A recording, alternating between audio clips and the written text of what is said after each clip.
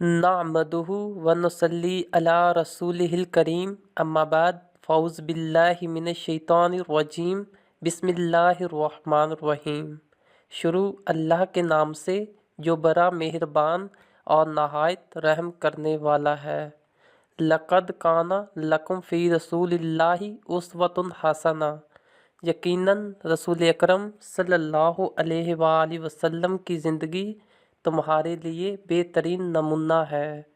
आज हम एक ऐसा ही सच्चा वाक़या बयान करने जा रहे हैं। जैसा कि 596 हिजरी में सुल्तान सलाहुद्दीन अय्यूबी दमिश्क से बैतुल मुक़द्दस फ़तह करने के लिए अपने जानिसार साथियों का लश्कर लेकर रवाना हुए।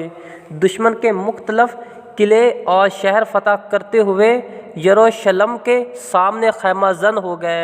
शहर पर हमला करने से पहले अपनी फ़ौज का हौसला बढ़ाने के लिए सुल्तान ने वलवला अंगेज़ खिताब किया, जो ये था: मुजाहिदों, हम किस कदर खुश नसीब हैं कि किबला अव्वल को ईसाई दुश्मन से आज़ाद कराने का शरफ़ सदियों बाद अल्लाह ताला ने हमें नसीब किया है।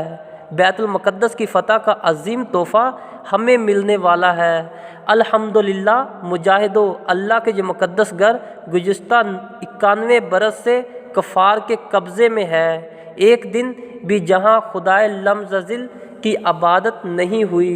सुल्तान ने कहा, मैं अल्लाह रब्बुल इज़्ज़त की कसम खाकर कहता हूँ कि जब तक बैतुल मुक़द्दस पर इस्लाम का झंडा ना लहराऊँ, मैं दुश्मन से लड़ता रहूँगा, जहाँ तक कि फ़तह मेरा मुक़द्दर बने, मेरे जिस्म के टुकड़े टुकड़े हो जाएं। सुल्तान ने इस पर जोश खिताब ने लश्कर इस्लाम में नई रूह फूंक दी। फ़ौज की तकसीम और तरतीब के बाद सुल्तान ने नारा तकबीर बुलंद किया तो मुजाहिदीन शहादतों के नजराने पेश करते हुए किले की फसील की तरफ बढ़े। जो सलीब भी इनकी तलवार की जद में आई, काट दी गई। मुसलमानों ने जल्द ही फसील के इर्द गिर्द खड़ी खंडक को दुश्मन की लाशों से भर दिया। फसील को गिरा दिया गया। मुसलमानों के जोश व जज्बे के सामने तमाम शैतानी मकरो फरेब तार अनकबूत साबित हुए। वो शहर में दाखिल होने ही वाले थे कि ईसाइयों का हुक्मरान हमारे सुल्तान की खिदमत में पेश होकर जान की अमान का तालब हुआ, जिसे इनके बड़ों ने 600 साल पहले हज़रत उमर फ़ारूक रज़ी अल्लाह ताला अन्हो से ऐसी ही अमान तलब की थी।